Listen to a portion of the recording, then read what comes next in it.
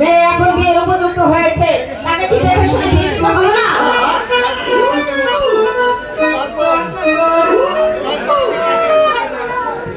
মা, মা শোনো না। ও মা, তুমি বাবা কি হয়েছে? মা এদিকে আসো। মা তুমি এমন কথা বলো। মেয়েকে তো দেখে শুনে বিয়ে দিতে হবে। তাহলে বিয়ে তো জীবনই না, কিন্তু কোথায় আমরা কি করি?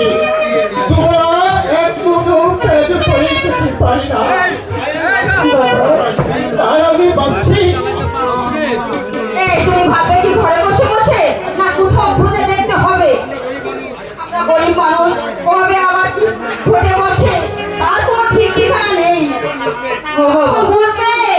এই মা তুমি এত কথা বলো না তো। বাবা শোনো, মা না খুব কথা হয়ে গেছে। তুমি রাজবাড়িতে যাবে বাবা। একটি ও বাবা, রাজবাড়িতে গেলে অবশ্যই তুমি চাকরি পাবে। চাকরি করে প্রথম মাসে বেতন দিয়ে আমার জন্য একটা ছোট্ট লাল শাড়ি কিনে দিতে। লোক নষ্ট করে দেয়।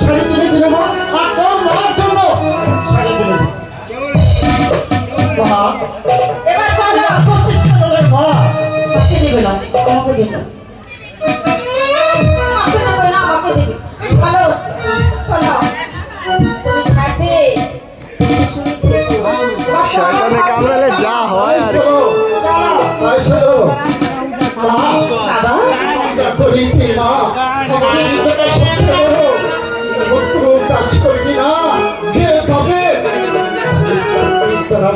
ঠিক আছে বাবা, তুমি যাও।